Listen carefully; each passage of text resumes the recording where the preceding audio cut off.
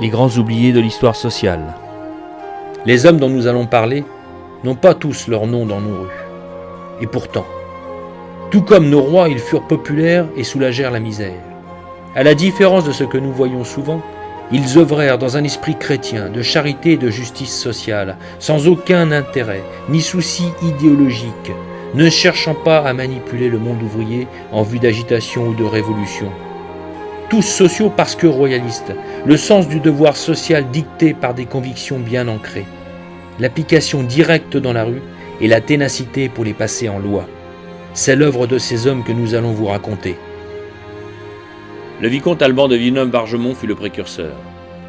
Fils d'une lignée de provençaux royalistes, il servit la France et l'Empire. Au retour des Bourbons, sa famille donna 5 excellents préfets à la Restauration. Louis XVIII disait « Je voudrais avoir autant de Villeneuve qu'il n'y a de départements en France. J'en ferai 86 préfets. » Son activité le fit passer du monde agricole au département du Nord industriel en 1828.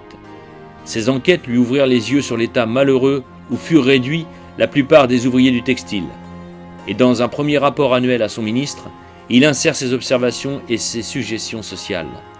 Il constate que sur moins d'1 million d'administrés, il compte 150 000 indigents. Il entend par là non pas seulement les vieillards et les infirmes, incapables de travailler et réduits de ce fait à vivre de la charité privée, mais les ouvriers tant agricoles qu'industriels.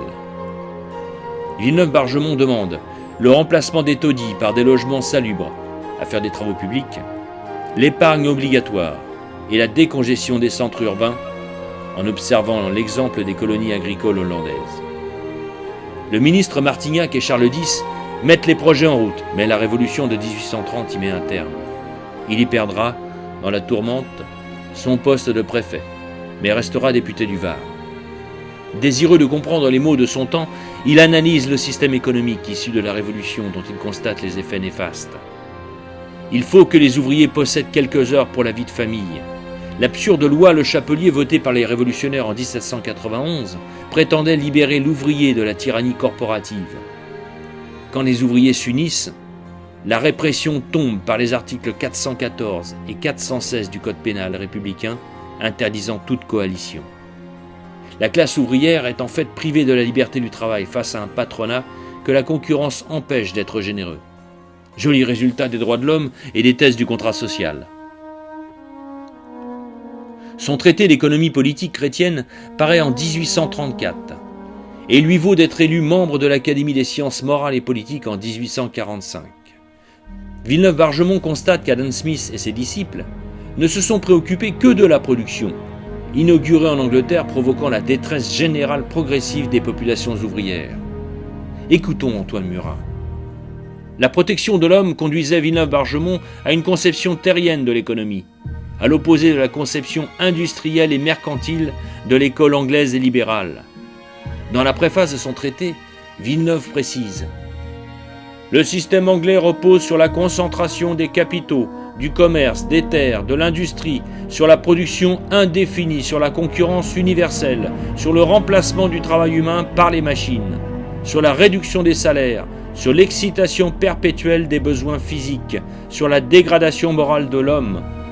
Fondons au contraire le système français sur une juste et sage distribution des produits de l'industrie, sur l'équitable rémunération du travail, sur le développement de l'agriculture, sur une industrie appliquée aux produits du sol, sur la régénération religieuse de l'homme et enfin sur le grand principe de la charité. » De ces maux, de ces misères, de ces dégradations, où est la source ?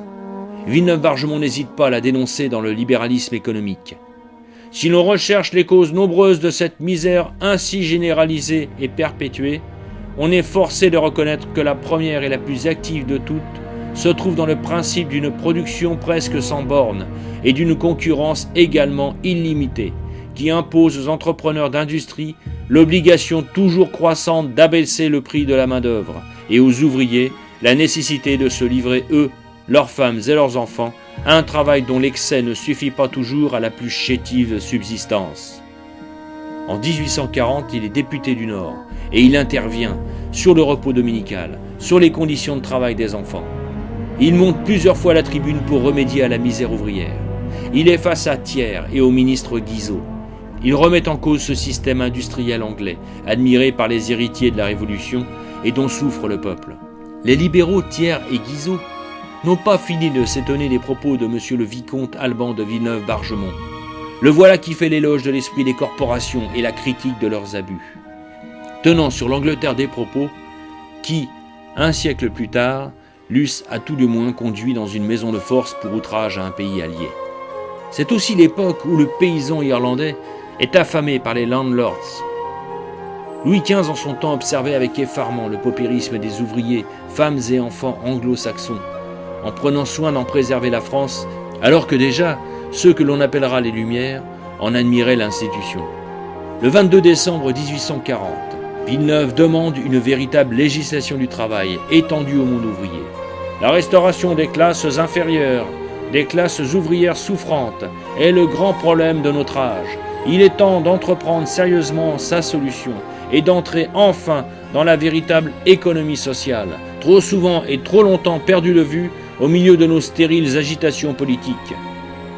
Antoine Murat écrivait « Comme il est bon de montrer l'odieux de la calomnie d'indifférence portée contre les catholiques et royalistes du XIXe siècle. » Voici un autre extrait du discours que Villeneuve prononça le 22 décembre 1840 à l'occasion d'un projet de loi sur le travail des enfants dans les manufactures.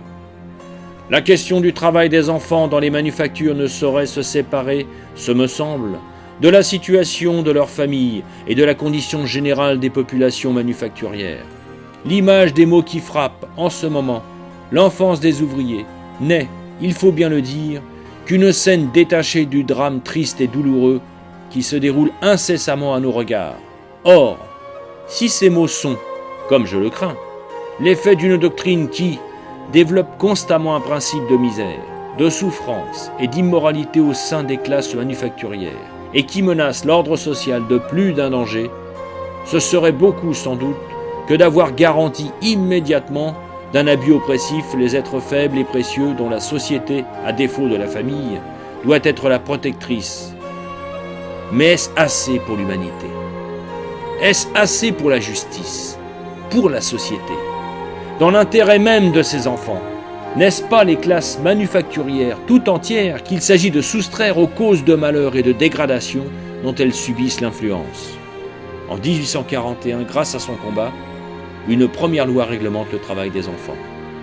Il reste sans conteste le pionnier du catholicisme social en ce début du XIXe siècle, le vicomte Alban de Villeneuve-Bargemont, préfet de la Restauration, gentilhomme d'escorte de la duchesse de Berry, précurseur de la justice sociale parce que royaliste. N'oublions pas, notre jour viendra.